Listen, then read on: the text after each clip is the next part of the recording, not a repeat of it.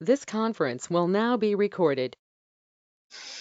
Okay, this is the September 13th Tuesday meeting of the Ancan High Risk Advanced and Recurrent Group.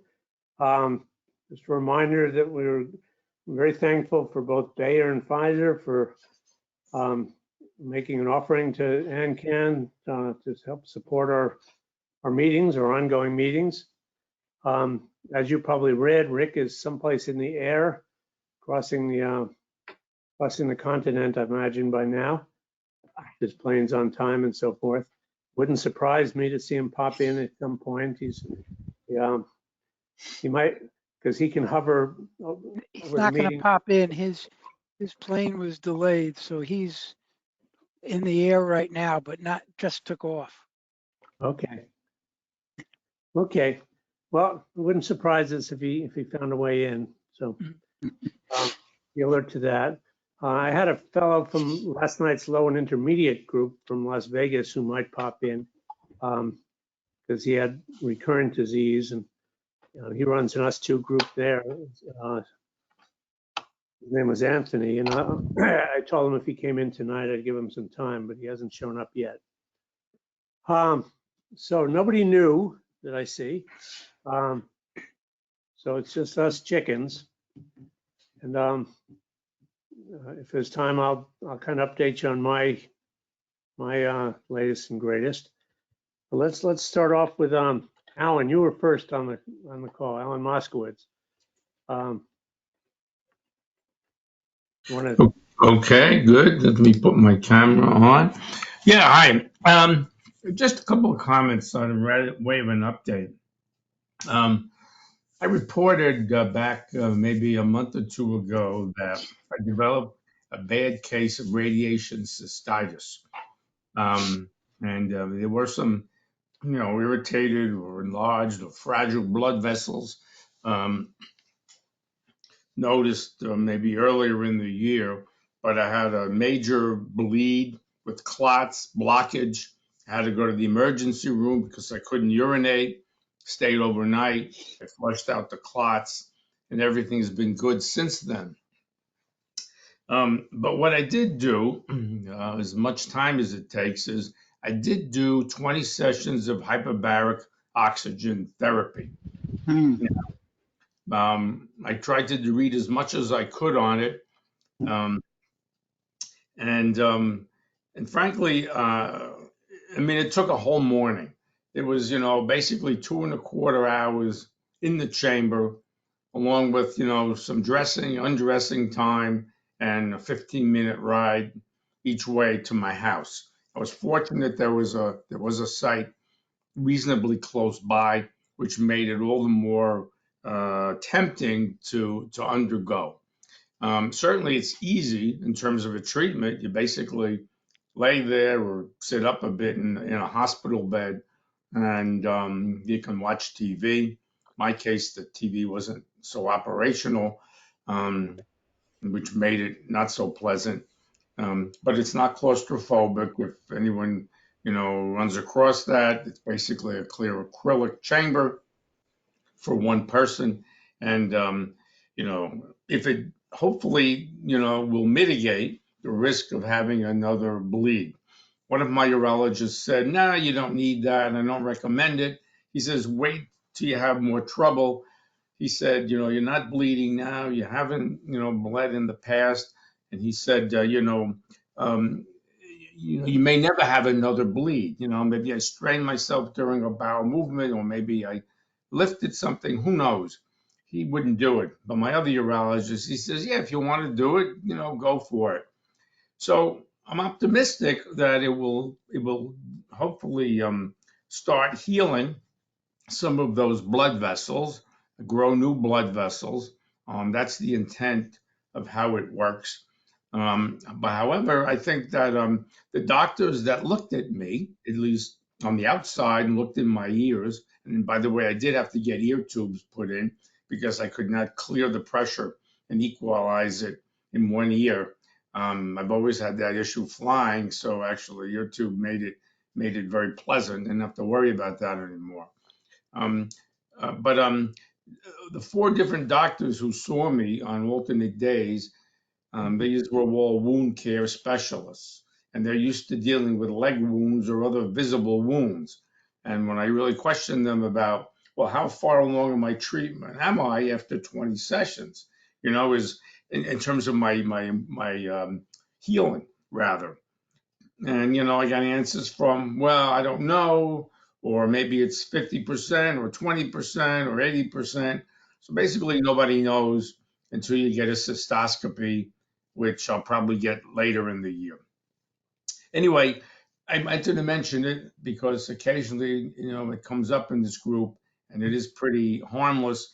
The question, of course, is 20 treatments enough?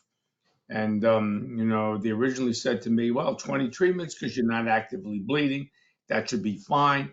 But then later in, you know, the treatment sessions, you know, 20 was kind of seemed like a thrown out pretty casually. And the guy said to me, oh, if you want 30, I'll give you 30. I mean, I don't know what I want. I want as little as possible.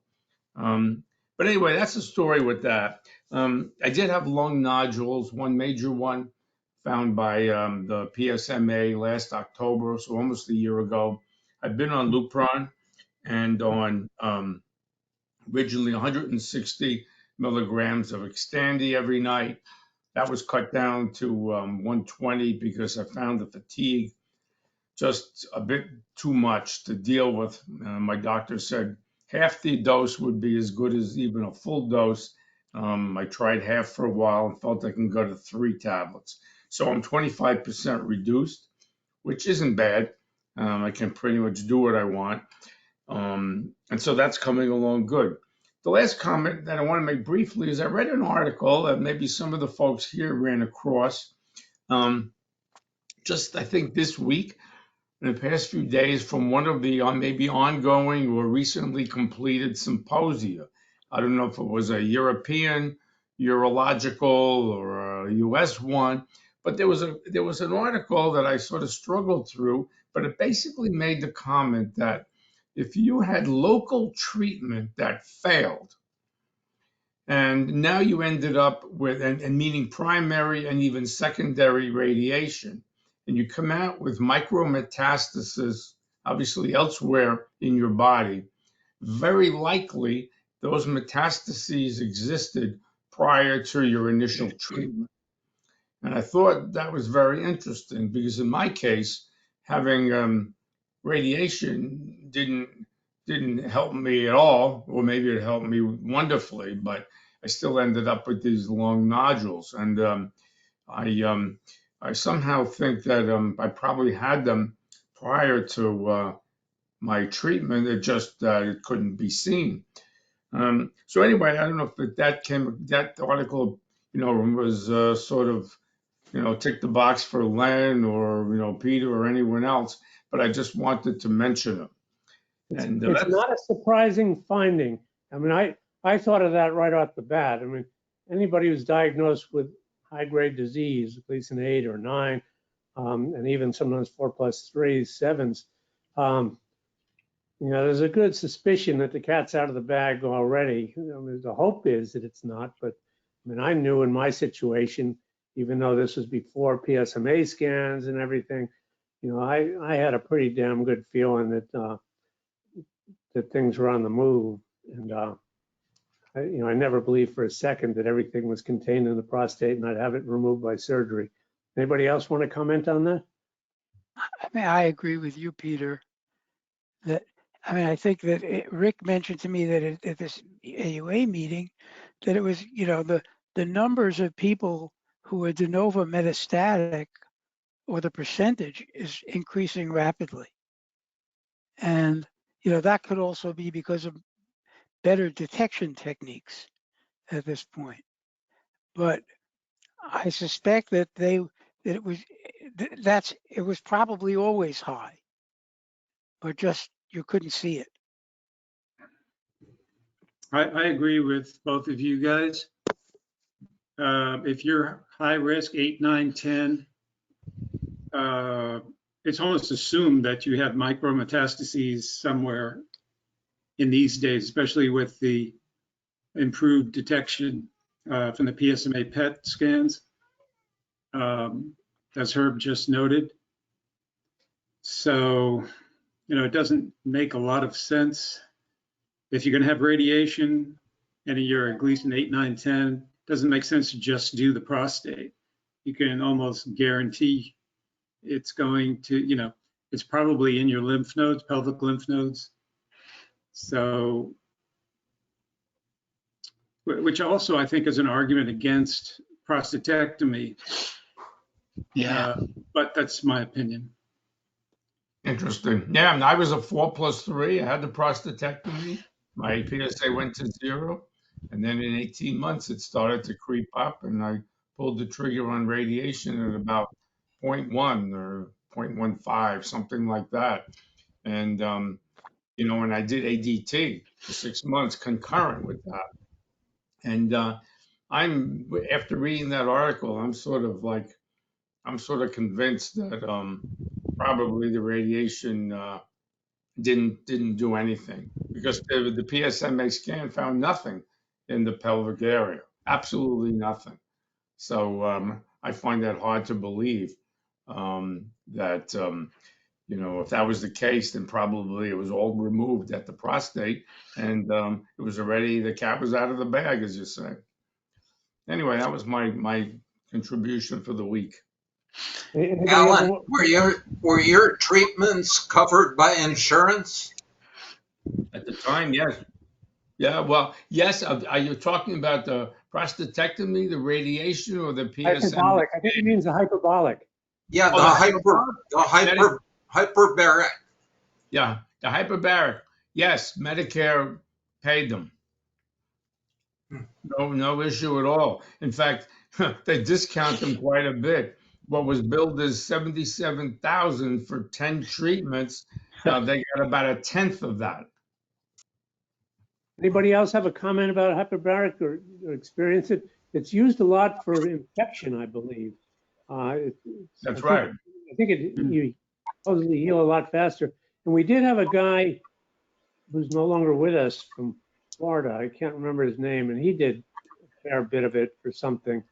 Yes, Jim Cannon. Yeah, and it had some effect on his eyesight, I believe. Yes. Yeah. Way. Yeah, you can become temporarily, in most cases, nearsighted. And I have seen that to some extent. But they did tell me it's unlikely with only 20 sessions. I can't tell whether it's that or it's cataracts that have gotten worse, because that therapy will promote the growth of cataracts. And I know I have, a little bit of that, going into the treatment. I have a question. Yeah. Yeah, I wanted to find out, can you hear me? Yes. Yeah. I wanted to find out how many people here have had 4+3s and then a reoccurrence within 2 years.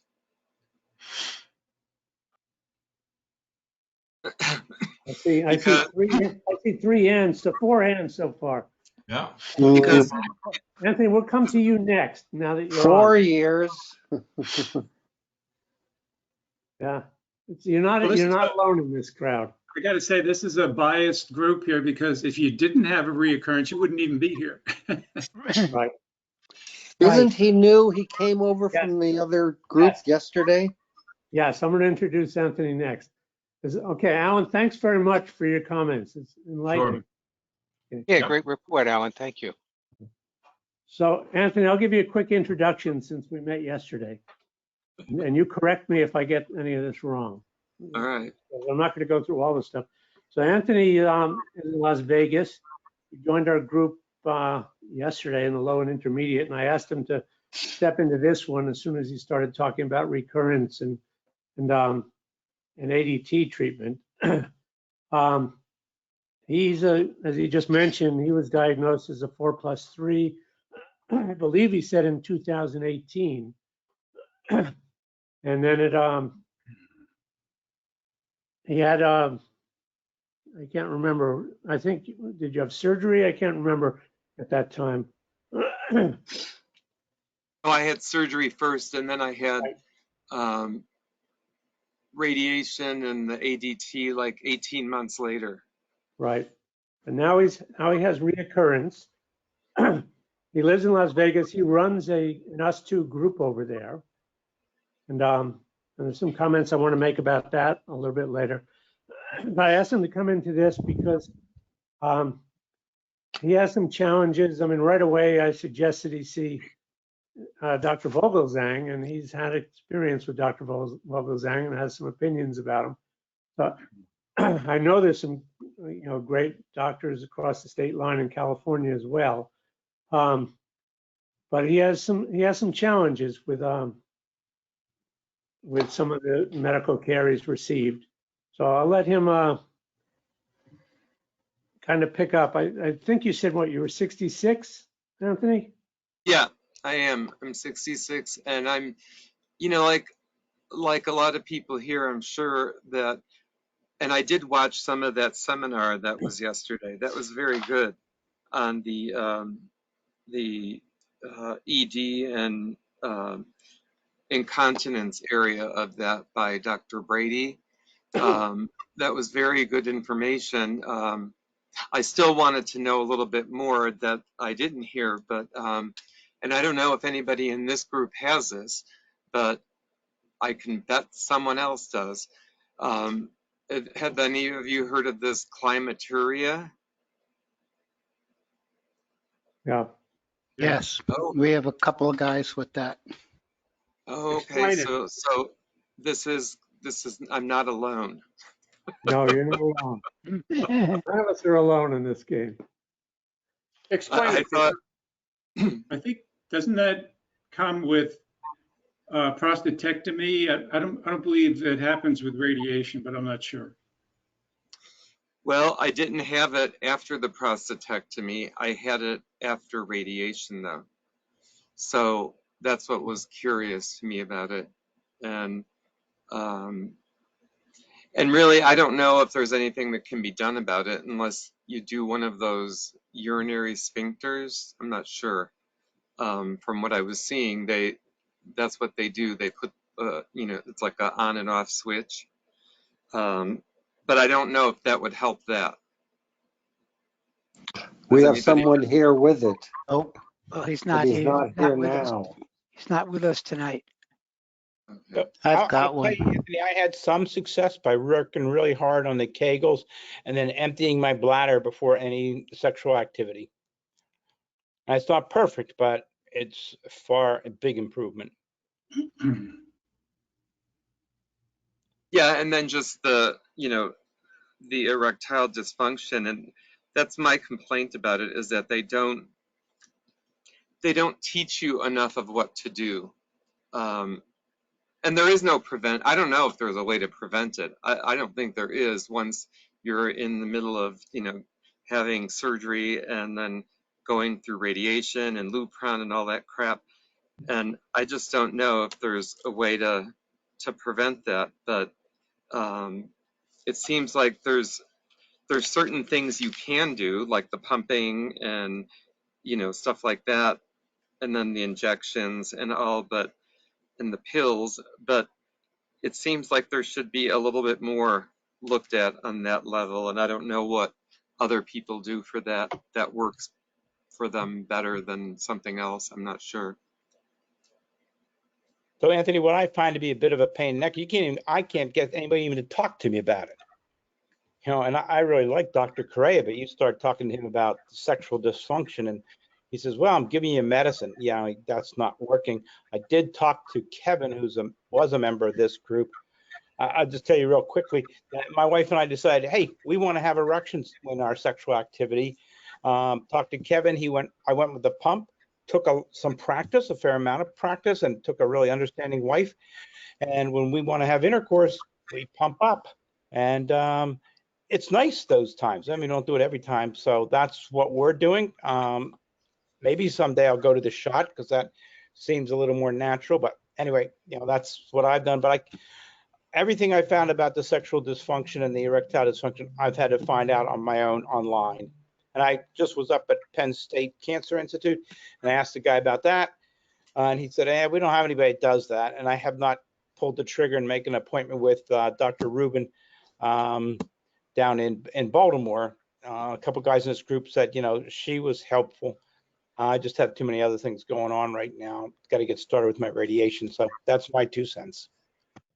Do we still have that talk with Dr. Rubin? Was that an Ancan talk and is it recorded? Yes. Because it Anthony should be. might like to listen to that. It should be recorded. When it was that? Ancan? Last year or last year sometime. Dr. Rubin? Yeah, one of our guys talked to her and I think it was on it was an Ancan forum. It was one of ours, John, yeah. Well, then we ought to have it somewhere in our. It'll either be accessed via the website or you can go right to the YouTubes and look for Ancan and Rubin. So I'm searching for it now. It seems like this group has been around a long time. And I'm just wondering, how old is this group, the Ancan? Oh, I think we incorporated at least 7 years ago, maybe. Grew out of the Reluctant Brotherhood and us too. We've been affiliated with us too. We've been around quite a while, and we've been doing it in this format way before way before COVID. We've kind of pioneered the online face-to-face things because we can reach people all over the world essentially. As long as you have a watch and know what time it is, you can get on. So Anthony, what's your PSA now? Oh, 0.0. Do you have a genitourinary oncologist? Oh yeah, I have an oncologist. I have an oncologist I'm seeing. A GU one? 0.06 it is right now. That's undetectable. Well, before, they used to say 0.1 was good or below 0.1. Now there's more zeros. But and it's meaningless. Right? It's like confusing. It's meaningless. I mean, the bottom, when you get that low, you're in the, and I'll talk to you about this, you're in the margin of error of the test. So you don't need to do anything right now. That's just it. Get tested regularly and make sure it stays that way. Well, right. That's what he told me. All right. So we wait another 3 months and then we test again. So, but if that number starts to move, then what? Then what's the lowest PSMA that someone has had? You go to abiraterone after that, probably. Well, there are other choices, but that's one of them. And then with ADT, then your PSA comes back down again. But you don't worry about that for now. But Jeff, we can't worry about it because in 3 months things could be different. Yeah. Anthony, one of the things that we've all learned here is that this is a very rapidly changing field, that there's new treatments and new protocols almost as fast as you can keep up with them. So for us to say what you would do in 3 months, impossible. But has he had genetic testing? Yeah, and I don't have any of the things. I don't have any of the markers for that either. So it's curious how everything happens, and no one in my family has. I did have hepatitis when I was younger, but I don't know if that sets you up for anything. Yeah. Essentially, you've got to wait until your PSA is around 0.5 before you 0.5 before you can get a PSMA scan that will show anything. And you got to be willing to let it climb that high, not panic, because the PSMA scan is pretty damn good about picking things up at that level. So what's the longest anybody has had with cancer-free or like non-detection? Oh, that's a little, I don't know if It's that a- you can answer that It's not question. a, No. it varies. You can't, it's not a usual, it's not a number that means anything because we're all different. Yeah. It may Yeah. not come back. I mean, that's possible too, that you'll never have it again. That would be nice. That would be the nicest thing. But so when I look at, I saw this meeting last year, and it was called the guy, I forgot the doctor, but he's from one of the drug companies, and I think it was Bayer, and he did the prostate cancer continuum, and he showed the line of all of the different levels of prostate cancer. Like, what are some of the possibilities? What do you do with this level? What do you do with that level? So I never really thought about it like that until I saw that, because the fact is, people can live for years with this, it looks like. Right. Yes. That's why we divide our groups up into advanced and low and intermediate and active surveillance. But many of us on the advanced call have been living for years.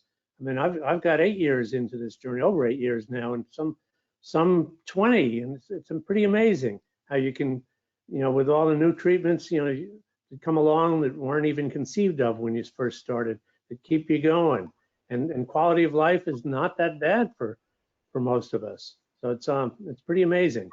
Whether it's drugs or different kinds of protocol. So there's one place I want to go before we leave you, Anthony, because there's other guys that want to talk. Yeah, okay. And, because you kind of intimated it in it last night, and I just wanted to open this one up for a little discussion. I live in Hawaii, in Maui. I'm not there right now. I'm in Minneapolis, but there's I get pretty close to the guys I work with sometimes. I have coffee with them and dinner, and consider them friends. I go to their doctor's appointments with them and this and that. I've lost a couple of guys over the years. And the reason I've lost them, I mean, I can't tell anybody what to do. I'm not a doctor, and I can't twist anybody's arm, and I don't do that. But they were very, very concerned from the get-go about sexual function. So much so that I could convince them to go talk to like a radiation oncologist, because that's all we really had on Maui, or a surgeon. But they wanted to go with a naturopathic physician. They did not want to go a medical route. And I've lost 2 of those guys who had 4+3, very treatable disease. They could have gone on for a long time, is my opinion. But they wanted to do this on their own because they wanted to preserve their sexual function at all costs and did not want to go with any medical intervention. And it was sad for me to see them go, because I knew they could have, beaten us back. They might have had to sacrifice. They might have had some form of erectile dysfunction, but they chose to go their own way. So Does anybody else have experience with that or a comment on that one? Well, I mean, the comment is, how important is your life versus your sex life? You can decide. It's not, we can't decide for you. Right. Yeah. I mean, for me, I had to face that too, but it was a pretty easy decision. I have 6 granddaughters. Yeah. Watching them get married is more important than my sex life, and I continue to have a sex life. I think that's what's so important. You have to be working with your partner. You can have a sex life without having an erection. And if you want to have one, fine, go manufacture one, and it can be done. My 2 cents. Good comment. Well, no, and the reason I'm talking about this actually is because in the group, in the gay men's group that I'm in, almost every meeting, that's all we talk about, is 80% of that meeting is spent on talking about sexual issues. And that's why I want to really work on sexual wellness and health instead of calling it erectile dysfunction, because I think doctors and the whole medical system, the way it is, it's meant to treat and cure. It's not meant to expand and promote and support. So I think that's why I get frustrated with the medical system. And I was a nurse. I was in it. So, and I've seen a lot of guys with prostate cancer. I've seen PSAs up to 100 to 1,000, and they didn't even want to do anything. So, but anyway, it's an interesting.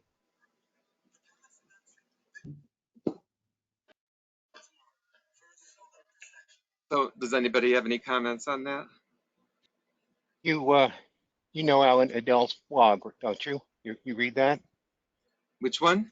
Alan Edell, Prostate News, Views, and something or other. No. Okay, you got to read that if you're gay. I'll send you a link. Yeah, because there's a lot of stuff out there, but I don't see. That's why we made that meeting with the 0 people, and I have over 100 people in a mail list, and because I've been going on Facebook and talking about it more, there's a lot more people out there that don't know where to go. So Anthony, let me ask a question. Do Yeah. you think a group like this for gay men would be useful? Yes, and that's why I wanted to ask about it, because I feel like you guys are reaching more people than we are, and yet I have over 100 men that have been through that group. I've been doing it for 4 years.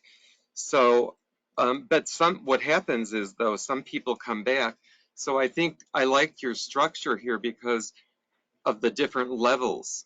I think like the low, intermediate, and the high is a better system because it gives people the right thing to talk about in their meeting. Right. And we also run a group for guys under 60 because they have some unique situations to deal with, including young families sometimes, or still the possibility of having children. Yes. We have a caregivers group, and we have a veterans group now too.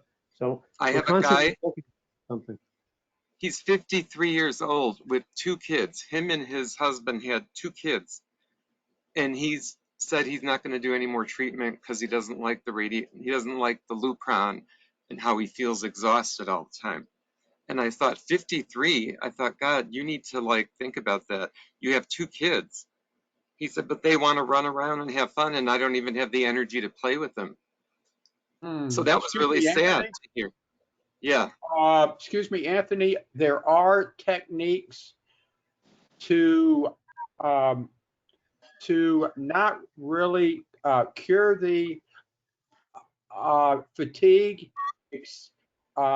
except to essentially mitigate it. There are techniques. No, I don't know what people do for that. Exercise. Exercise. The most hydration and exercise, to the point that even if you are dragging your butt on the couch, you don't feel like I can't get up. You get up, you get the mental will and start to hopefully aerobic exercise. Okay, do some form of aerobic, and I'll tell you what, you will feel better. I've been on it for 5+ years, and it hasn't impacted me. Okay, essentially ADT plus Abby for 5 years, and I'm going strong. I've been on it for 5 years too. I have no problem with fatigue. I walk a mile twice a day, as fast as I can. I can't run anymore, but that and some other exercises just eliminates the fatigue. But Anthony, these guys are welcome to join us. Well, and that's the other thing, is that here's the thing, is that because being gay, they feel they can't talk about their sexuality, or, so I think they feel, there is a difference. So because it's not that much of a difference, but to me, like having an erection is having an erection. It doesn't matter. But actually, I think it does matter for gay men if they want to have anal sex, because you need a firmer erection for that. So I'm not so into that so much. So I'm not really that concerned about, you know, the firmness of the erection, but some of them are. And so I think they're like afraid, ashamed, or whatever to talk about this stuff. I'm not, because I'm like, hey, I've watched people die in front of me. I'm not afraid of anything anymore. And then after getting this, I'm like, hey, you know what? Nothing scares me anymore. So what scares me is people not saying stuff. I think we all take it for granted that our life and our bodies will last forever and not change. And it's kind of it is kind of a myth that we tell ourselves, you know, and the challenge of life is to figure out how to keep it going and continue to be happy with what you do have. And there's going to be loss, right? And you got to grieve the loss. But yeah, it sounds like some folks that you're talking about, you got to adapt too. It's about change. It's all about change. Right, exactly. I mean, I think that's about what dealing it is. with daily crisis. Right. Thank you. Thanks for bringing this up, Anthony. I think you've given us a lot of food for thought. I mean, we don't often talk about this, but it's in the background often at every meeting on some level. I mean, we all wrestle with these kinds of things. Well, anybody on where most of us are on ADT, right? So it's erections are normally out of the question. Right.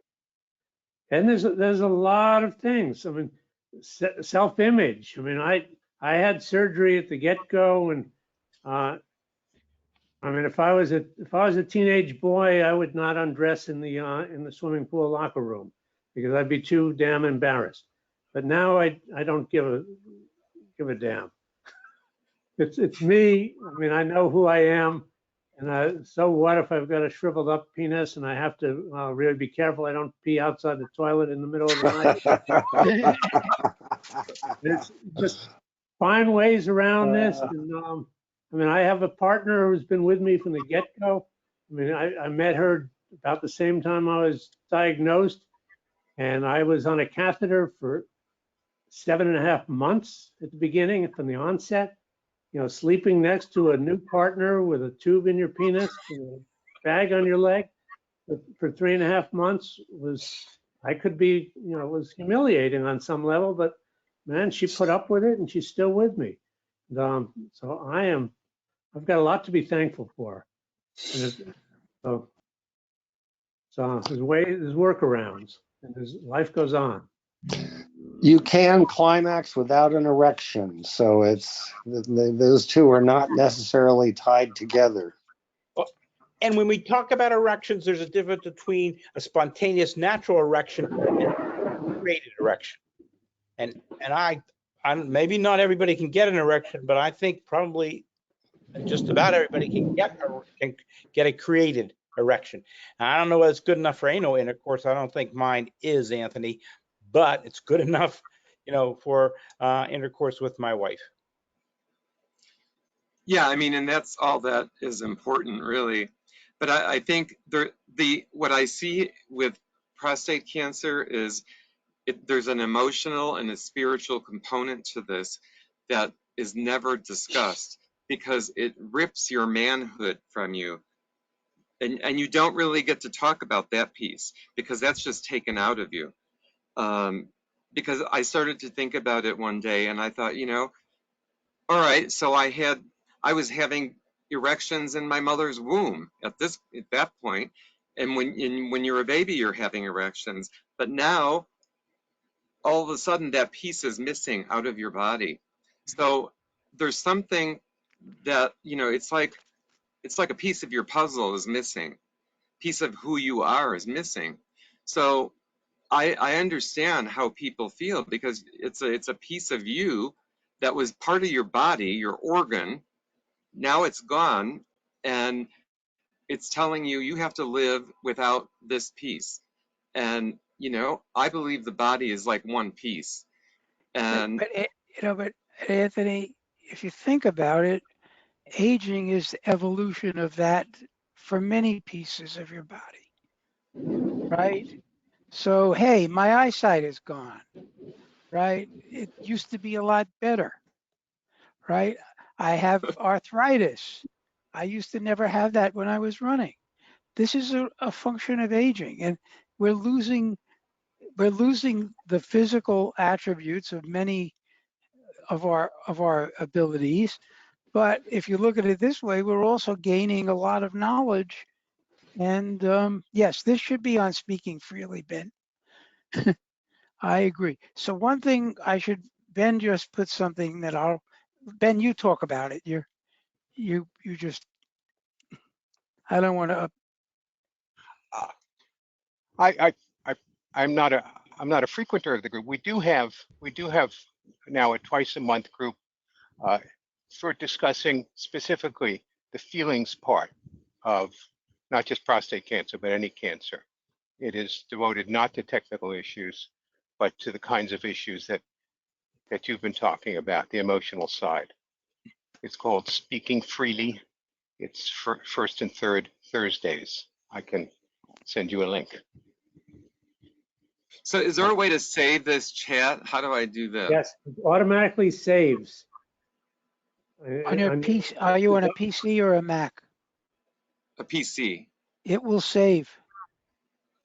It's under your documents file, and it'll say ChatLog with the date. Oh, it automatically saves? Yes. I don't, okay.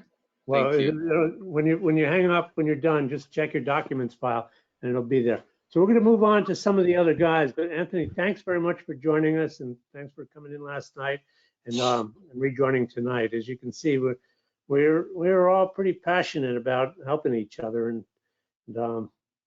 it's a brotherhood indeed. Thank you. I appreciate it. So Okay, Anthony, do we have your email for contacting you for updates? I do, yes. Okay, good. And your last name is Pizzholt? No, my last name is Pizzoferrato. It's a long last name. That's why I don't even put it up. Okay. Well, if It's you have Italian. it, put it in the chat window, and then we'll put you on our mailing list so that you be alert to everything. All right. Okay. Okay. Paul Frieda, you're up next. Okay. Just a brief comment. After my prostate surgery in 2014, I was incontinent, and so I wore pads, long, thin pads inside my underwear. And after about 2 years, I didn't seem to need it anymore. But now, in the last couple of months, I'm starting to become incontinent again. So I was just wondering is anybody experiencing incontinence recursion, or am I, an unusual person? My brother had radiation treatment and did not have urinary or rectal symptoms for about a year and a half, and then developed a radiation proctitis and a little bit of radiation cystitis. So I think it's kind of characteristic of radiation that it comes back to you after a long break. No, I didn't have radiation. I had a prostatectomy. Oh, I'm sorry. I got mixed up. Yeah. Then it seems like it must be a new problem, right? I don't know. Also, I've noticed that when I urinate, it feels a little bit like it did when I before my prostatectomy, when my large prostate made urinary function difficult. In fact, I would sleep at night with a sort of bucket near my bed, so I didn't have to go to the bathroom 3 times. And And it's not. And so sometimes when I'm urinating, I feel like I did back then. So it made me think that maybe my prostate's growing back again. But everything I've read on the internet said that that just doesn't happen. So I've just had due to experiences that I haven't had in a long time. Drugs you take can cause this. Have you changed any drugs you're taking? No, I've been off of Lupron now for almost 4 years. Well, So I started taking more Diltiazem, and I had real problem. And it just depends on the drug. Have you started any new drugs? No, I'm not on any drugs at all. I did Lupron for 3 years, and then went on the holiday. And knock on wood, I haven't had, my PSA has been below 0.1. Actually, recently below 0.04 for almost 4 years now. So I'm Paul, not. how did you get control of your continence after your prostatectomy? Well, the incontinence just seemed to fade away. I noticed that the pad didn't have any yellow in it, and after several months, I decided to try to not use the pad, and I was okay, and I've been okay for a long time. And then all of a sudden now, every time I change my underwear in the morning, there's yellow in there, and I know it hasn't happened overnight. I can sort of feel it during the day when I move too quickly or something, and I can sort of feel a little squirt, and where I didn't have that for many years, and now all of a sudden it's fine. So I'm actually going to start going on getting some pads and start wearing pads again. Have you done any Kegels at all? Any what? Kegels? No, I haven't done anything like that. That may help you. So, I spoke with someone about the Kegels, and they said, yeah, it'll help you get control. And it did. I still have some leakage, but they say if you stop doing them, you're going to start leaking. But that's how I control my incontinence. Well, I have to look into that. Thank you very much. Yep. So other than for Kegels, you should also see a urologist, Paul. Say again? You should go see a urologist. Okay, yeah. Yeah. Pelvic floor physical therapist maybe even knows more than a urologist. My urologist said, oh yeah, it's just like trying not to fart in an elevator. Yeah, you're full of shit and I don't want to talk to you. But the folks down at Fox Chase know, but from what I've read, it's the physical therapists who specialize in pelvic floor. That's who you want to see. They can really help you do the Kegels correctly and get control of things. Okay, thank you, Alan. I appreciate that. Kaiser sent out something to all of the people at Kaiser, I guess, saying that Kegels do the hold for 3 seconds, let go for 3 seconds, do it for a couple of minutes, and it has really worked for me, but you have to hold and release properly, so you may need to talk to somebody about that. Okay, I definitely will look into that. So, Paul, there's another surgical procedure that was done on me at the same time as my prostatectomy. Trying to remember, is it a bridge or where they take some tissue, your tissue, and they build like a cradle for your urethra because the urethra goes through the prostate. Once you remove the prostate, the urethra has nothing to kind of hold it up or support it. It's just kind of in there, kind of flopping around. It's a sling, they call it. Sling. So yeah, they talked about it a lot at PCRI. Yeah, when exactly how to use it. Oh, sorry. When I had my surgery at UCSF, Dr. Carroll did the sling surgery at the same time he removed the prostate, and I think it helped me because I never had incontinence and problems. There's always laughing or coughing. They might squirt a little bit here or there, but it's been 8 years and I'm still doing okay. But you might want to talk to a urologist about sling surgery and whether it might be something that might be helpful. It's just, a simple, it's almost like, I think it's a pretty simple thing to do, but it just provides a little more support internally for the urethra, so it's not just flopping around. how would that compare to TURP surgery? I mean, does that simpler than TURP or more? You know, is it a simple procedure or is it something that's, you know, serious where they put you under and it takes them an hour or something like that? Or what? You probably have to be put under. You out. Yeah. I'm sorry. How long? Do you I think remember? it's more than a TURP. It's more than a TURP for sure. It's more than a TURP. Okay. All right. They talked about it at PCRI and they said it was outpatient surgery. Outpatient surgery. Yes, done quickly. Wow. Okay. I'll talk to my urologist about that. So other than that, my PSA has been very, very good. My doctor says my blood work is the blood work of a 35-year-old. So knock on wood. I think he's just trying to make me feel good. But anyway, my blood work is very good, and so I'm happy about that. Great. Good to hear from you. All right. Thank you. Okay, Jerry Pelfrey. Yes, sir. Well, I don't know where to start, but I've had a very interesting September so far, and it's going to go further. How I start this? Okay. One of my medical oncologists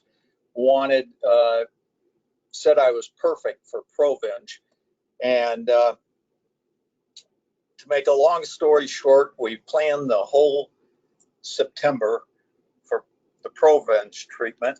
We live in Mexico, so we planned a whole month up here without going back. And I get to the first day where you go to in this case, you go to a Red Cross blood bank and you talk to the lady that is in charge. And she was all hot to do it. And like we always say in our group, you know, you're the boss, and make sure you are the boss. And I had read an article actually from Provenge that had just made me a little nervous about autoimmune disease and Provenge. And even Dendron, the maker of Provenge, they even say if you have an autoimmune disease, you really shouldn't do Provenge. Well, no medical person told me anything. And we were getting ready. My veins weren't right, so she was going to put in I forget right off the top of my hand, but a double, what is it? Port? Instead of going through the port artery. Yeah, they were going to put a double port in. And so that got me thinking. And then my lovely wife, I tell you, my caregiver, and just like the previous person, I wouldn't be here today without her. She found 2 articles about autoimmune disease and Provenge, and it is not recommended. Well, I have vitiligo. So here we are up in Tucson, and I put a stop to it. So here we have this whole month planned, but luckily I've got to go to Mayo in Phoenix, and I'll let you guys know my PSA. I've got a real aggressive, really aggressive oncologist here in Tucson. He's not my main oncologist, but anyway, I actually did a gadolinium 68 PSMA PET CT scan. My PSA at that time was 0.26. And it did show up on L4, a small, let's see, on the gadolinium, the SUV was 2.9. So it's not very big at all. But anyway, so I'm also in the process now, and next week I will have the radiologist, the treatment. But so I'm up here anyway, my wife and I. But here's what happened. I'm sitting in, we're in a hotel room, and it was Sunday, and I woke up Monday morning and I could not pee, no matter what. So off to the Tucson Medical Center emergency room we went. So I had a catheter in. The interesting thing is the hospital didn't give us any information on having a catheter and how to take care of it or whatever. But we probably think the reason for that was I was on a gurney in the ER, and they put the catheter in, and we found out now that the male nurse that was there was a traveling nurse in the ER. And he didn't know where everything was. And he also forgot to pull up both gates. He left one gate down. Well, that shouldn't be so bad, except I was colder than hell for some reason, and my veins felt like ice. And the next thing I knew, I had a grand mal seizure, and I fell off the gurney. Oh, now, luckily this nurse grabbed my head and didn't let it hit the floor. And I think just thanks to the universe, I'm alive and well, and really don't have any problems with the falling. Luckily, I think it's been 3.5 years of exercise that's for my back and my shoulders and that. But it did worry the hell out of us because obviously I have cancer from my sacrum to C1. So just, I wanted to give you guys that experience because, well, first of all, it screwed us all up because they didn't know and didn't vet my health when they were looking at Provenge. They just wanted to do it. But Jerry, who's the they? Arizona Oncology. My oncologist here, who is he's, like I said, he's just real aggressive. Well, but he didn't ask you about your medical history? No. And they all have it. It's on the chart. But I just want to let you guys listen to my experience and make sure you do you do your own research. These guys, you got to protect yourself. This all happened Jerry, what was the cause of the seizure? I'm sorry? What was the cause of the seizure? Have no frickin' idea, and neither do they, because obviously this happened in the hospital emergency room. They wheeled me right into CT, and they did and this was surprising to me too, they did a non-contrast head, a non-contrast chest, and then they did a contrast abdomen and pelvis area. So the CT was from my head to mid-thigh. And luckily it didn't show up anything, thank God. But just keep in mind, things have changed, not only in our culture and in our world going on, but in the hospital environment. They don't have enough people. They don't have enough techs in the X-ray department. They don't have enough techs in the ER department. So, and by the way, Tucson Medical Center, is better than even the university here that has the medical school. And they did this. And I talked to my PCP about it, and he went through all the hospitals and he said, yep, that's where I would go. But he also said, you know, it's like all the other hospitals. So,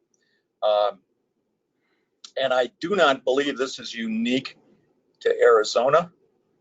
I know it wouldn't have happened up in Mayo. And I see my urologist tomorrow morning, and I just hope to hell I can get this catheter out, because Peter, I don't want to do it for 3 months with that bag hanging on my left leg. But I was different too. I don't know why I got the seizure, and they don't know either. But I haven't been to a neurologist, and I'm going to try and go to a neurologist up at Mayo and see what they think. Because I did notice, it took me a good, this happened August 29th. It took me a good, I'm just really getting out of it, where I just now started to exercise and I feel better, and my brain feels better. But it took me this long. But I'd like to ask, how many guys have a catheter on their leg, or have they had an operation such that they don't need the bag? You're wearing I don't know how many. You're wearing a catheter all the time right now? I'm wearing a catheter with a bag on my left leg. And they've prescribed that to be indefinite? Well, that's what one guy said last week, that most of the guys that walk into the urology office and have been here a while have catheters. I don't believe that. But here's the deal too.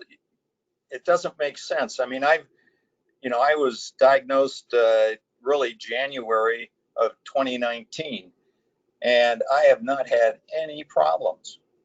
And this just came up. So I asked about it, and they call it BOO, bladder opening obstruction.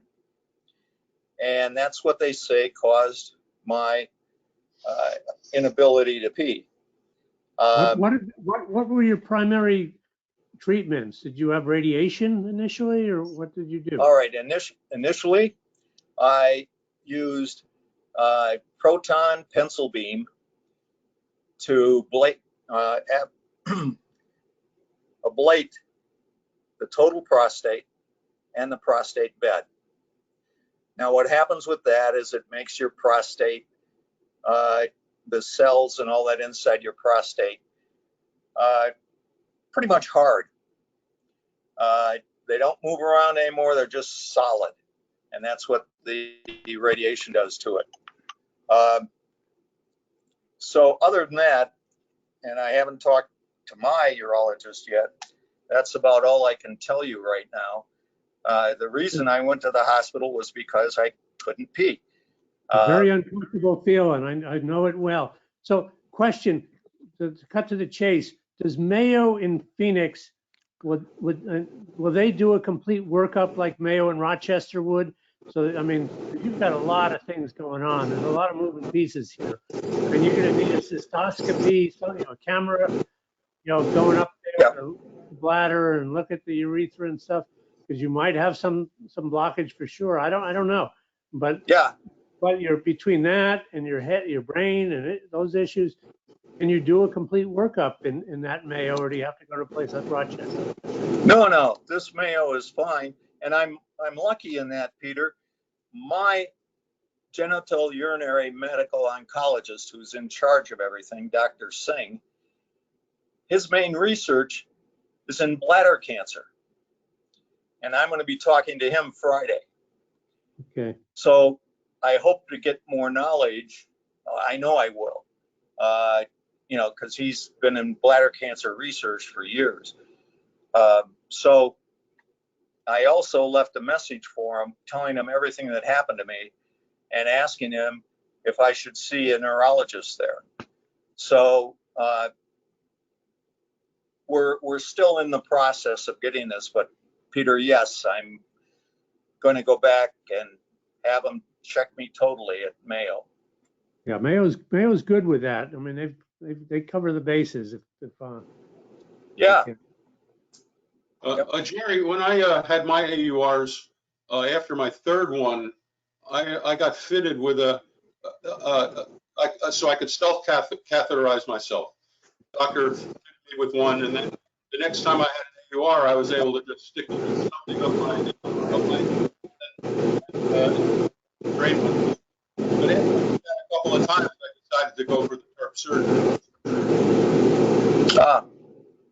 Yeah, I wouldn't have a problem recatheterizing myself. I mean, I had to move it around a little bit just to make sure I got the right length on the leg and everything.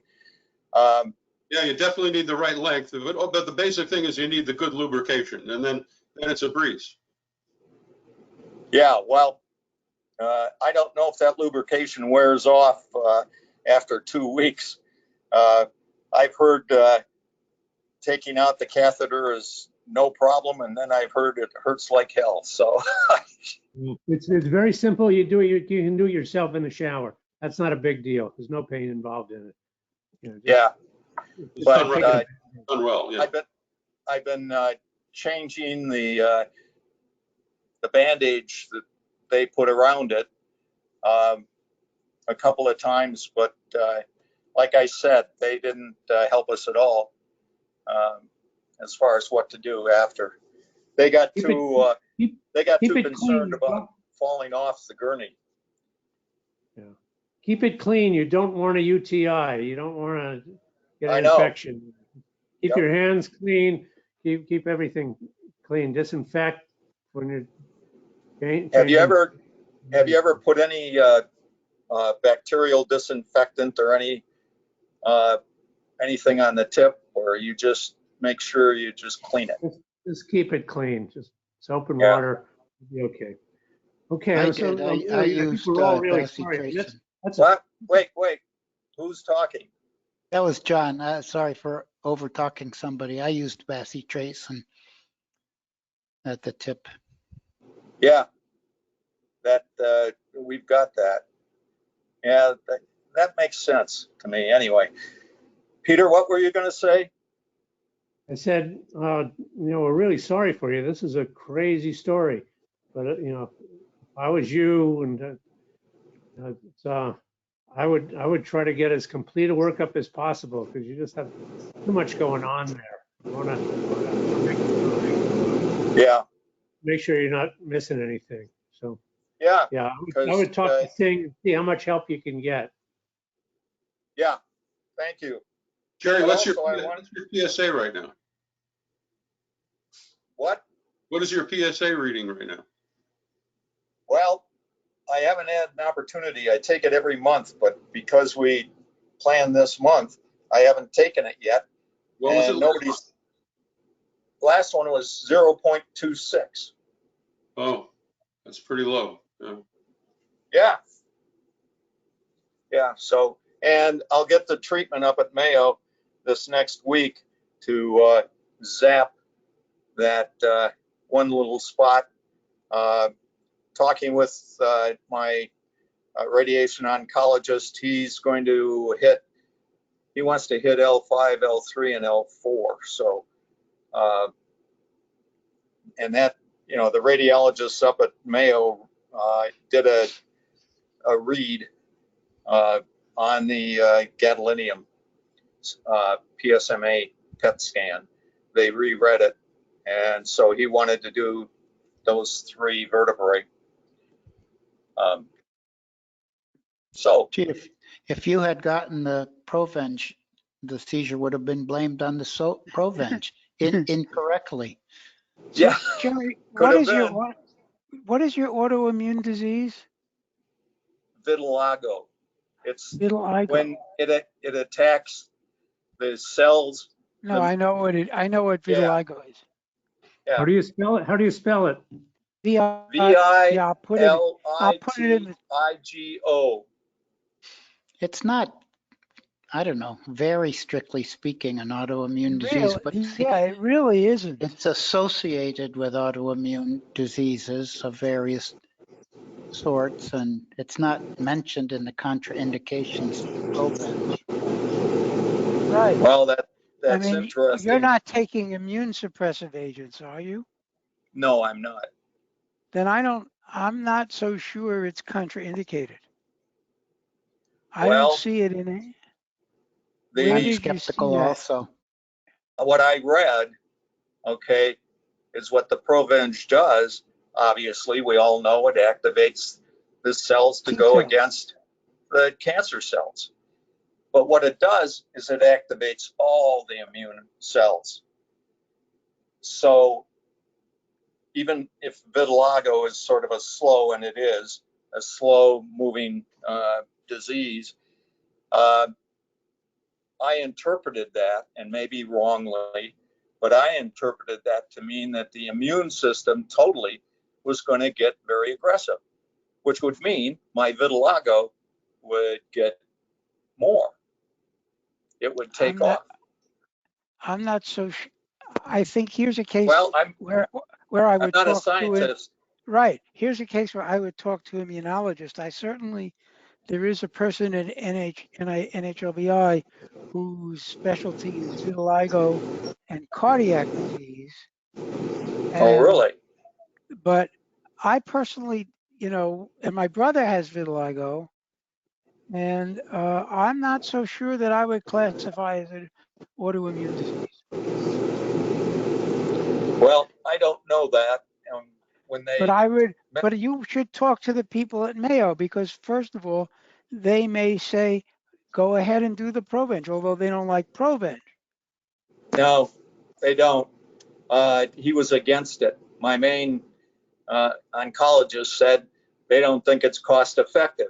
Right, but that's not, we agree that that's not a good measure. Right, and like Len said one time back, that, God, everything's going through my head so much. He said something about Provenge and autoimmune or something. I don't remember, Len, what you said. So actually what I'm going to do, Jerry, I'm going to email. I never mentioned anything about autoimmunity. Okay, sorry. I will email Larry Fong. Okay. And ask if he would recommend against Provenge during vitiligo. Okay. And as remember, Larry is the expert on Provenge and immunotherapy. Right. Yeah. Because no, I personally think Larry's going to say no issue. Yeah. Even though we all are different, but yeah, I would be glad to hear that because I was excited about it. Obviously, even though Dr. Singh wasn't. That's what I was going to say. Lynn piped in and said the reason that Mayo doesn't do it is because of Dr. Kwan. And when it first came out, he just was not for it at all and was very strong, I guess, strong enough to change Mayo's, well, I don't even know if Mayo did ever do Provenge, but they don't do it now. And by the way, one other thing for Mayo that I found out is I read that there's a new Beyond PET CT scan, and Mayo just got the third one in the world. And you can get, it's from Israel, and GE just is starting to install one in Mayo. And it's a, what do they call it? A scintillation X-ray. It's a very high-tech computer. Yeah. They talk about it at the PCRI conference. Yeah. Oh, they did? Yes, Good. they did. Yeah.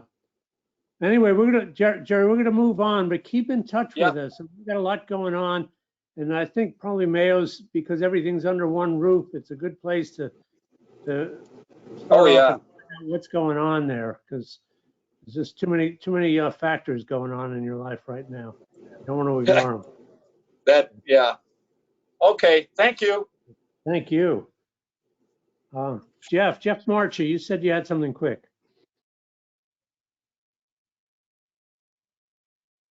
Jeff?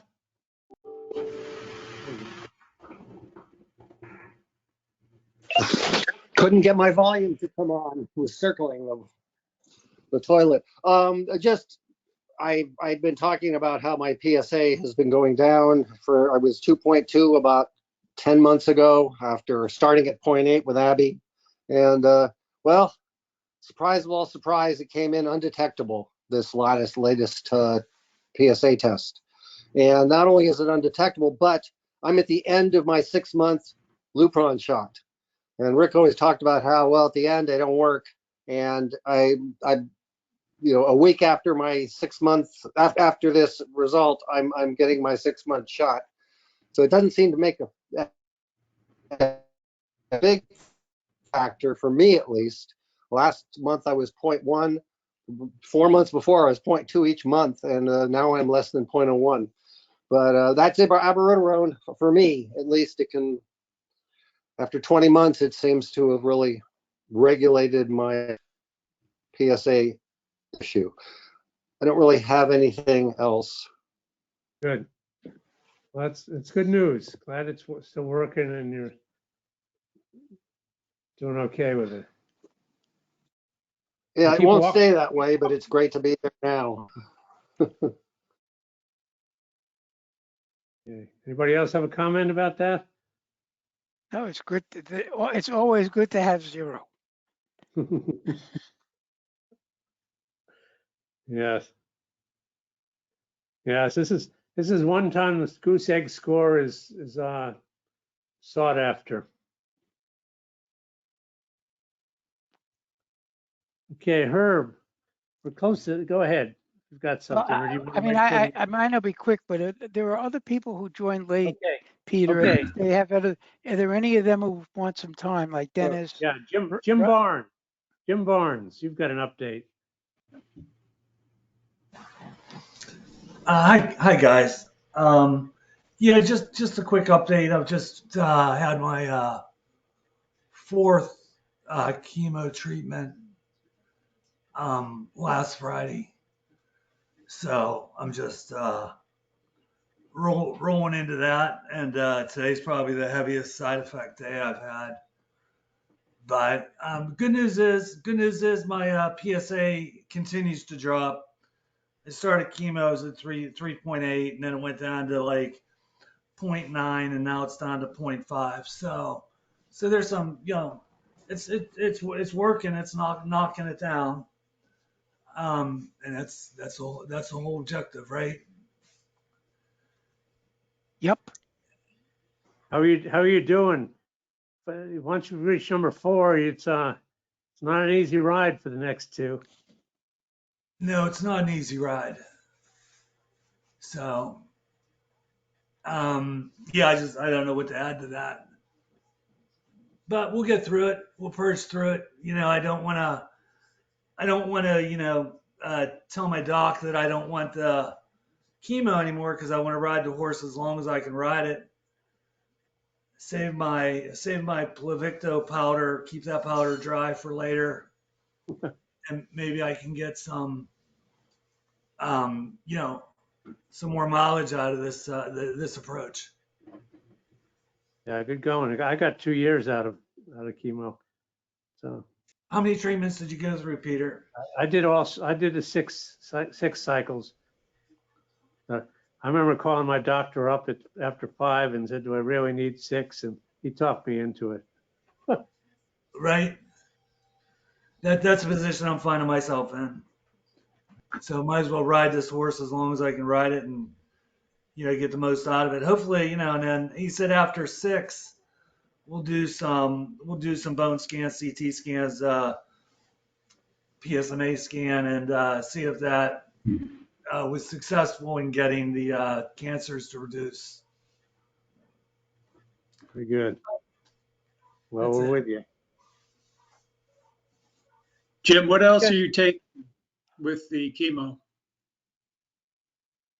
What else am I taking with the chemo? Like ADT and I'm on Eligard. anything else? Right. And then as far as for prostate cancer, I don't think I'm on anything else. Okay, because they did just approve darolutamide for use with ADT and chemotherapy, docetaxel, and it was a very positive results. Now that was for de novo metastatic, which you're not. That's exactly what I was going to say. Yeah. Yeah, but It's a little bit of difference. You can almost never, find a clinical trial that meets your profile exactly. But the fact that that 3-drug combination proved superior for radiographic progression-free survival, overall survival, I don't know. If it were me, I would add in the darolutamide because it, for most guys, is very low side effects, very similar to placebo. I would very much like to go to darolutamide or abiraterone or even enzalutamide rather than the chemo, the 100%. Looking back, that's a cakewalk. So who's ever is on ADT and complaining about it, it's chemo isn't any fun if that's your next alternative. Well, But maybe no, maybe I'm a big baby. I don't know. I'm just crying about it. But I wasn't suggesting it replace the chemo. It's a triple combination. It's used right. with chemo. Yeah. I would agree with Len too. I actually did that. I wasn't on a trial. I just happened to be doing Lupron and darolutamide, and I just kept doing it all the way through chemo. So now they have a study saying how great it was. I just fell into it without kind of blind doing it. I'm glad I did. you mean add on to darolutamide? Well, I was already on the darolutamide before I started the chemo, and I was already on ADT. So I didn't stop it. I just kept doing it along with the chemo. And that was over 2 years ago, 2.5 years ago. Did you see good PSA control with that? Yeah, after the chemo, after the cycle was done, I got 2 years out of it before, now I'm on to something else, but yeah, it was effective. That's good to know. And I guess what I'm hearing also is the darolutamide probably has the least side effects out of abiraterone and enzalutamide. Yeah, I talked to your doc and see if you can get them to go to bat for you, because it's pretty easy to get it. I mean, if the doctor asks for it, I bet you they can get it for you. Oh yeah, and I did. We talked about that, and that the answer was exactly what Len said. Is that it's for de novo metastatic, high volume metastatic. Is what they said that particular study was geared towards. And it just was my situations. I'm low volume metastatic. I only have 2 mets in my hips currently.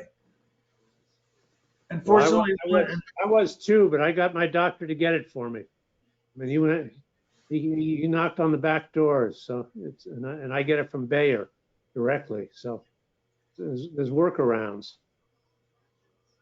Sure. I just thought it was a little bit of a different classification because you had to be high volume metastatic. And, that situation was a little different than mine. And that's the answer they gave me. It was consistent with everything I've heard here and everything I've read. But, actually, I mean, on the other hand, do I want to mess with success? My PSA is going down. And, why muddy the water? Good. I mean, if I wasn't seeing as much success with it, I'd say, hell yeah, tweak something a little bit or try something different. Yeah, for me, I Went through the chemo, finished up at the end of December. I was on ADT right at the start, and then started abiraterone in February. My PSA went down to unmeasurable after 3 chemo treatments, but Nice. and I'm holding steady. I've got a test my quarterly test this week.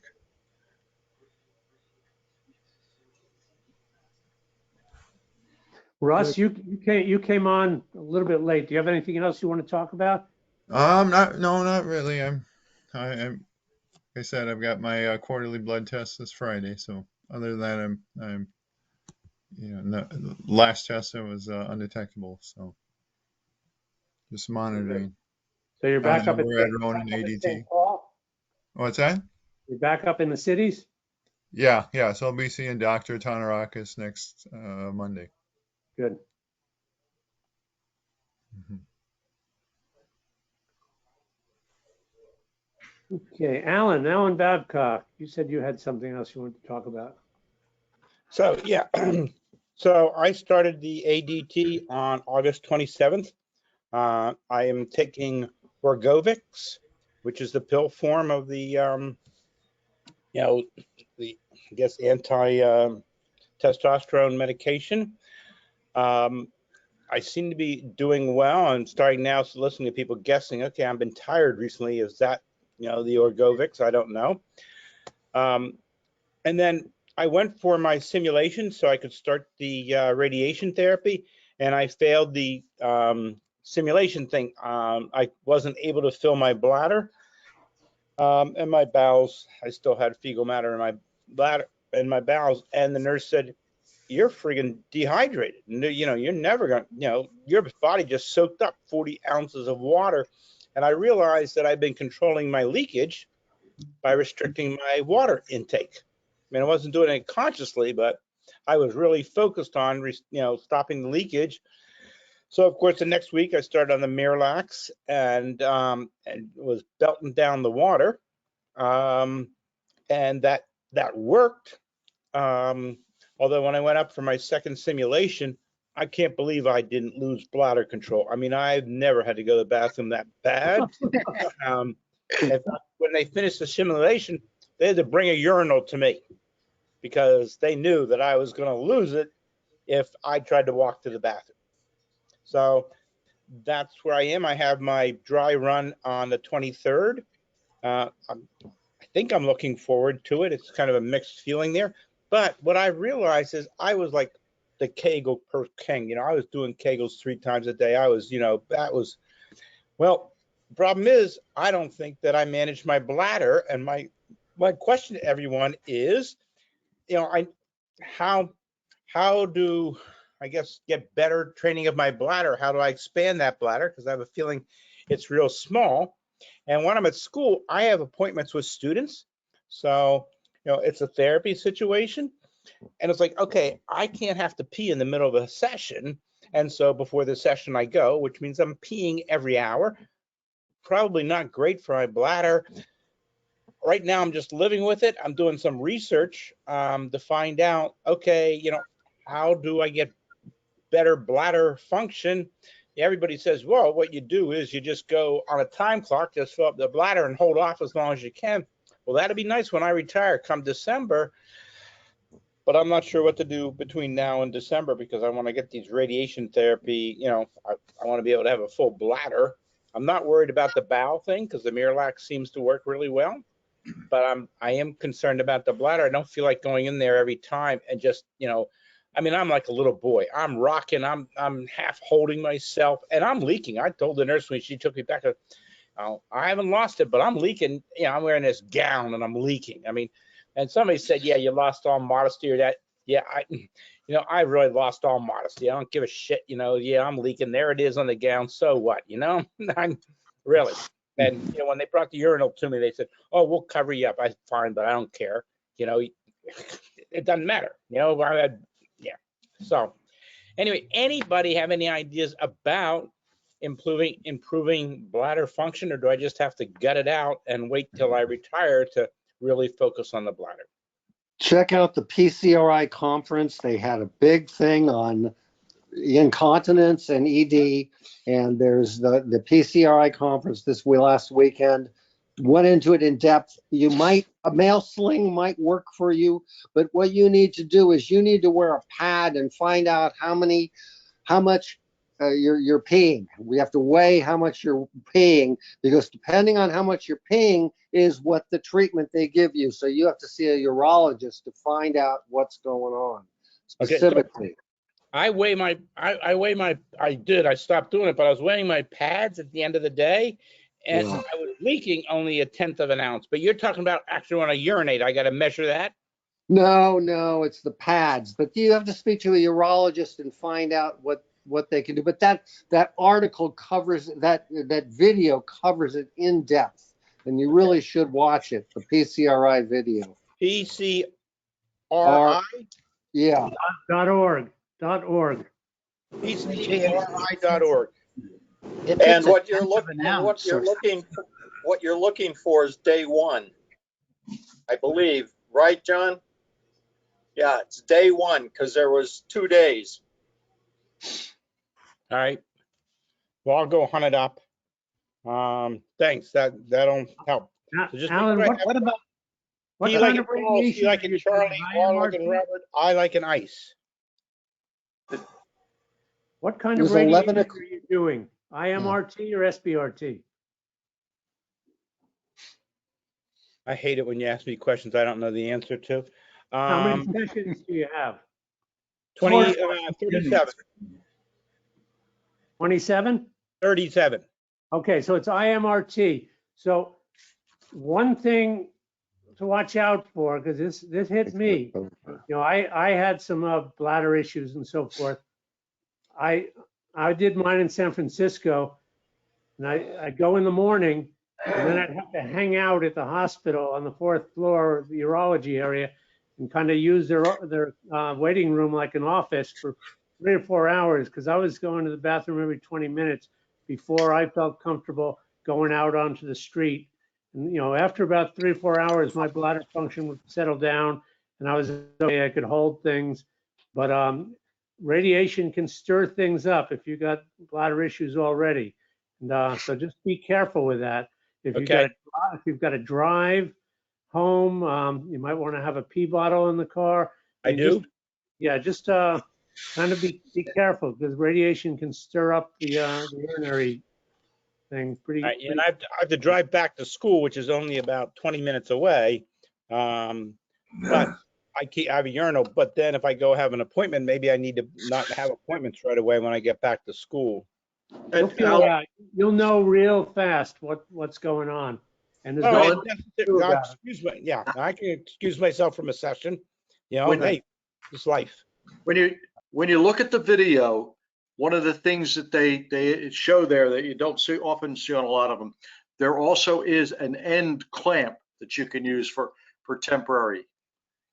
Yeah, I've got a friend who's using that, and I said, "Oh, Ken, he said it's not that bad."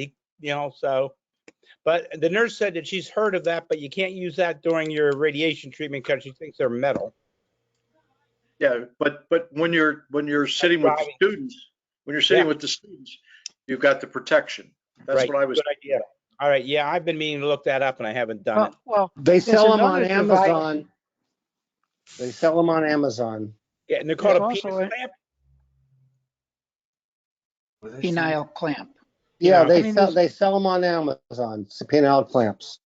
There's also another thing. I mean, it's called a Stadium Pal. I've seen them. Have you? And basically, it's sort of, you're not catheterized, but you wear a little condom device, and it just drains into a bag on your leg. Yeah. Has anybody ever used that? I've heard a lot of guys at stadiums use them. Okay. Yeah. And I use a thin pad. I have these mega pads. I don't know how much urine they would hold, but I make a lot more than the 3 cc's you're losing a day. Right. All right, great. These are good ideas. Thank you. Good. All right, that's it. Okay, there's a few other guys that joined us that mixed up the meeting and didn't realize we started 6 o'clock Eastern. So, George Robder, Carl, Dennis McGuire, Jim Jeffries. so Peter, three let of me you. just jump in with what I was going to say. Go ahead, Herb. So, for those of you that get your PSAs at different places, as you well know, I go to Hopkins and I go to NIH. And it happened to be that I had PSA measurements 1 week apart at them. And Hopkins is consistently lower than NIH. So Hopkins, NIH was 1.9 last week. And then this week, NIH was, or rather, Hopkins was 1.5 last week, and this week NIH was 1.9. And it could not have changed that much in a week. That sure reinforces our lesson that we're trying to learn of not getting all upset over tiny differences. Right, and so basically it's sort of managed it. And then the other bit of news is that the expanded access for Pluvicto is ending on October 1st. So I got 4 free treatments and I'm going to get charged for 2. So What's the charge, Herb? I have no clue. I'm sure it's $45K per session or something like that, but I'm sure I won't see it, so it doesn't matter. You mean 4.5, not 45? No, 45K. 45K. What? Oh my God. That's what my Keytruda is every 3 weeks. Really? Maybe talk to the business office before you get a treatment and make some kind of arrangement or apply for some kind of funds or something before No, they I'm sure actually Medicare generate the covers it. bill. Well, Medicare covers it. Oh, I thought it was, you were talking self-pay. Okay, No, sorry. Medicare covers it. Wherever they're getting their money, they're not getting it from my taxes. I mean, hey, Peter, I've got another question if I can jump in here if nobody else has anything. So I'm retiring in December and I'm going to have to pick a supplement, a Medicare supplement for my insurance. Do you guys have a plan that you find real useful? I mean, I'm going to go to a consultant, but I just thought maybe I'd check in and ask. If you're teaching, do you have a secondary plan that comes with retirement? A Blue Cross plan? No, Like I got rid of it. Oh, where are you? There 17 years. You have to be there 20 years, but it doesn't matter because they hired me now. They got rid of that. They used to, but nope. Universities are getting cheap. Ellen, you may want to look into the United Healthcare, the AARP one. yeah, that's usually the top of the line. And my brother has one that allows him to go anywhere and they cover it. I'm not sure exactly which Medicare plan that is, but I think that's there is important one. myself. That's how the AARP. Yeah, do not do Medicare Advantage. That's I true. agree. Do not do it. Yeah, the other thing that you guys alluded to, but it's what I end up dealing with in the active surveillance area, and you guys don't have it as much. We remind them that there's 3 different assays that are used, 3 different procedures that are used for measuring PSA. So we try to tell everybody to make sure you go consistently to the same lab or get it done at the same place, because it will vary. Not a lot, but it will vary a bit depending on which procedure they're using.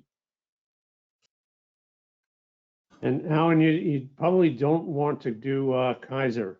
I don't know where you live. I can't remember where you live, Well, but you don't want to do any HMO. Yeah, no HMO. PPO You don't is want to do any PPO. You want traditional Medicare. Yeah, I'm in Pennsylvania, but okay. And then a secondary carrier after that. Ah, so I do Medicare and a secondary carrier. Yes.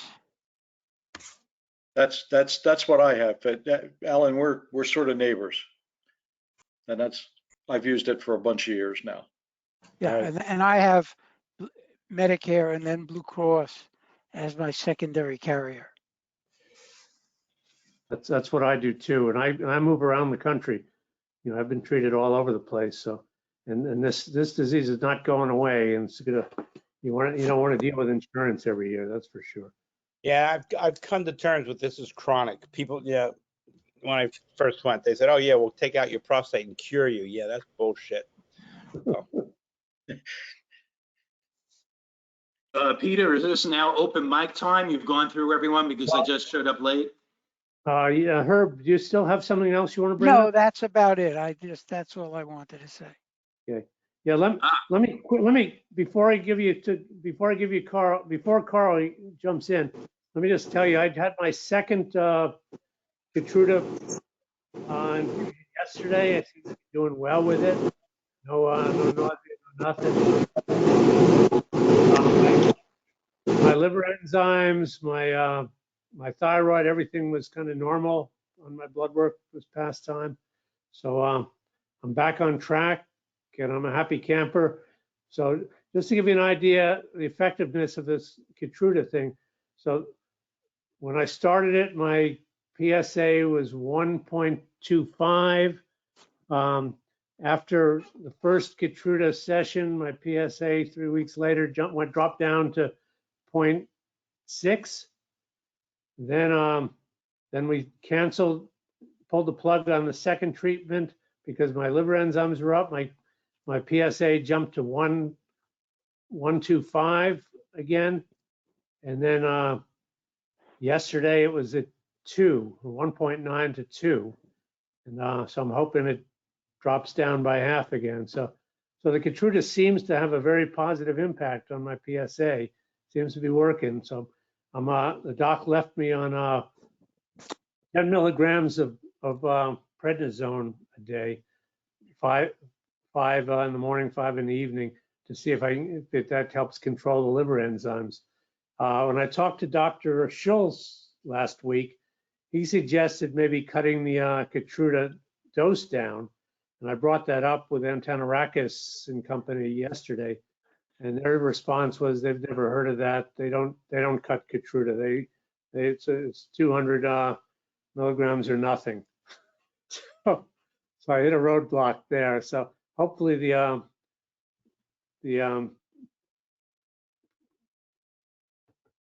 prednisone regimen will keep things under control and everything will stay normal, and I'll just keep going every 3 weeks now.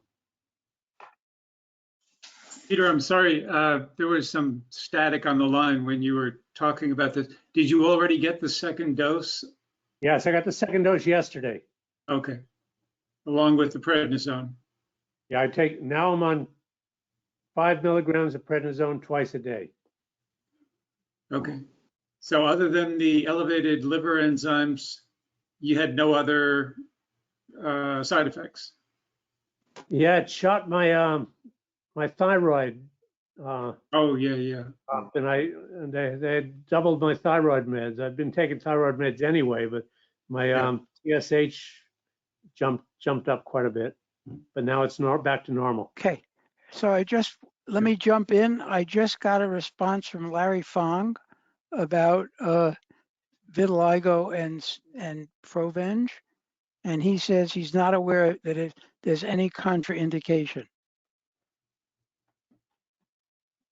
Thank you. I'm glad to hear that. He would, like you said, he would know, wouldn't he? He would know.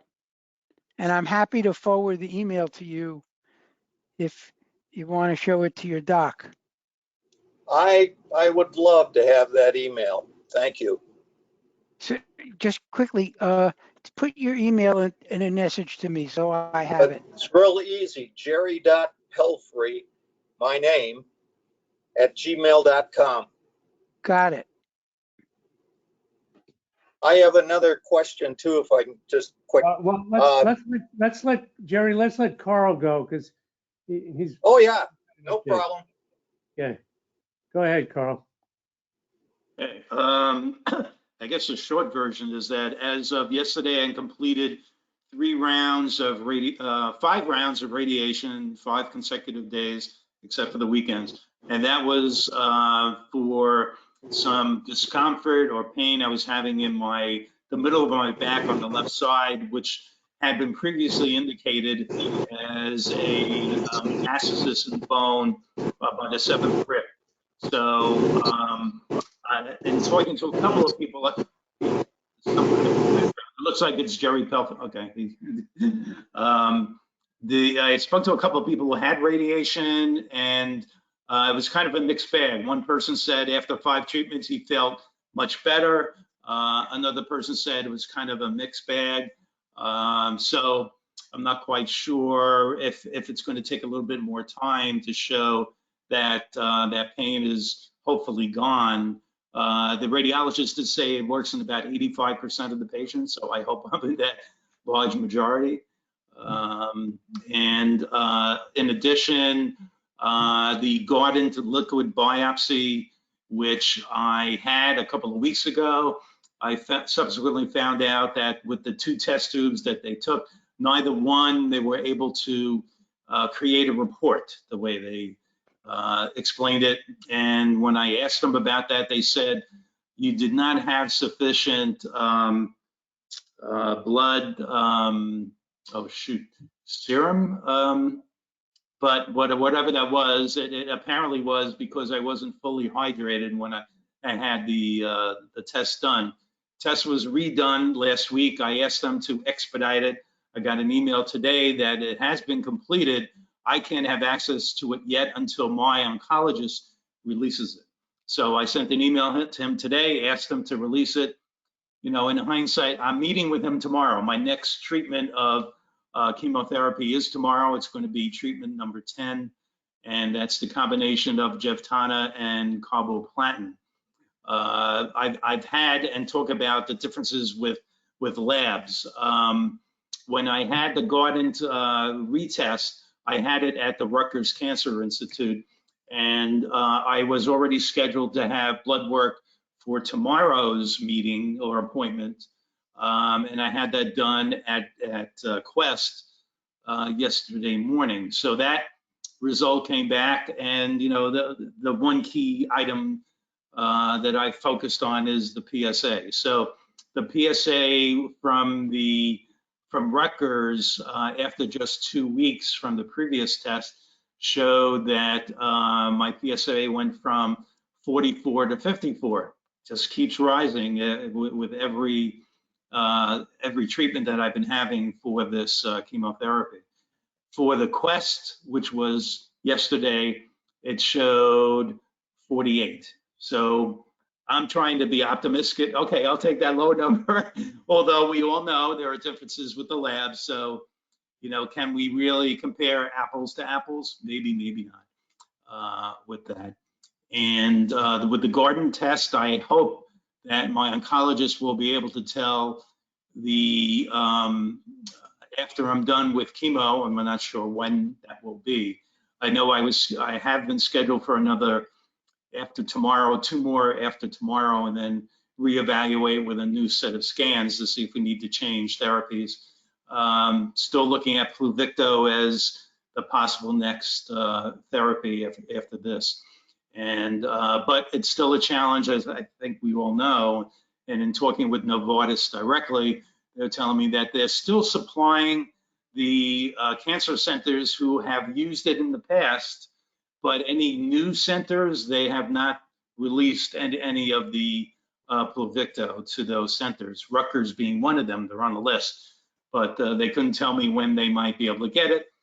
Okay, well, in New York, I understand that at least Weill Cornell and Mount Sinai, maybe a third one, all do have it. When I met with Dr. Beltran at Dana-Farber in Boston for my one of my many second opinions, she said, well, we have it. So if I need to go to Boston, it's every 6 weeks apart, I'll go there. So I have these places to consider. Very good, Carl. So we didn't talk about it much but the PCRI conference came up in relationship to erectile dysfunction and other things, but there was some excellent information regarding Pluvicto on there by 2 docs at Mayo, even though I know Rick looks askance a little bit, but there's some good information worth watching and listening to from the conference, particularly about the LU-177 and actinium. So just saying, particularly for guys interested in maybe even going overseas, you might want to look at it and availability of it and so forth. And I learned a lot from it, listening to it, and it's worth considering. Yeah, Dr. Kwan gave a strong recommendation to a doctor in Turkey, in Istanbul, Carl, who is giving Pluvicto, and it's very cheap there, by the way. What did they say, Peter? Was it 7,000? Yeah. Yeah. And if you want a PSMA scan over there, it's $60. Yeah. And Dr. Kwan says this doctor is legit. You know, she's really, really good. Yeah, she's Hopefully got 20. you'll never have to go there, but keep it in the back of your mind. And the way they treated people was just incredible. They as good or better than the treatment you get here. They had at 11 o'clock Saturday, they had the first, no, I'm sorry. That was at 9 o'clock Saturday, the first prostate imaging with Jeffrey Johnson. And then Sunday, I think it was 10:30, Eugene Kwan did it with a PSMA lutetion. But both of them were heavily about lutetion. And boy, it was so informative. And the thing is, there's other drugs like actinium, which if you get that, it absolutely kills all the cancer. The problem is it also kills your saliva and a bunch of other things. So there's some real drawbacks, and they're doing it in Germany. There's supposedly be some way to get the PSMA to leave your saliva so it won't damage it. But PSMA is in many organs, and I don't know how much more damage that it does over time. There was talk about that. Yeah. But the point is that Pluvicto and R68 are not the end. They are going to be coming out with stuff that is much more effective. We'll be able to get much smaller bits of prostate cancer, things that can't be seen right now with the existing drugs or the existing scans. Yeah, the takeaways for me were, one, this is not a cure, but it's not a treatment. So you can't get too excited. But the other thing that I kind of read between the lines is, we up to now, we've always said get thee to a genitourinary medical oncologist and quickly.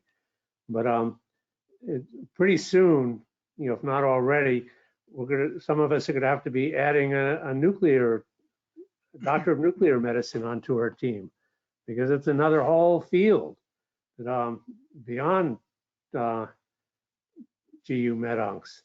So it's interesting how fast this world is developing in different ways. It's the only good thing about prostate cancer. Okay, guys, we're at the 2-hour point. Can I just ask one question real quick? Go ahead. Go, Val. I just want to know about video conferences with your docs. Is your insurance company paying for it? Yes. Yes. Yes. Wow. Yes. My Medicare, and I've got AP, AARP, United Healthcare Plan F, and they won't pay it. So I'm thinking maybe it's not coded correctly. Right. Correct. Probably. Should be coded as an office visit. Yeah, absolutely. Okay, that's it. Thank you. I can also say, just from my personal experience with these teleconferences, I was able to a lot more easily obtain them. It wasn't really an insurance issue, but it was an issue with the doctors, and the fact that if you're calling from a state that they are not operating in, they are no longer interested in having these teleconferences. That's why I had to go to Boston to see Dr. Beltran, because I wasn't allowed to have a teleconference with her. That's common, I think. Yeah. Okay, guys, we meet again next Monday at the usual time of 8 Eastern. Yep. So, Is that See going to you be then. you, Herb? Are you in Yep. the hot seat? I'm in the hot seat. Okay. Peter, you could turn off the recording before we. Good night, everybody.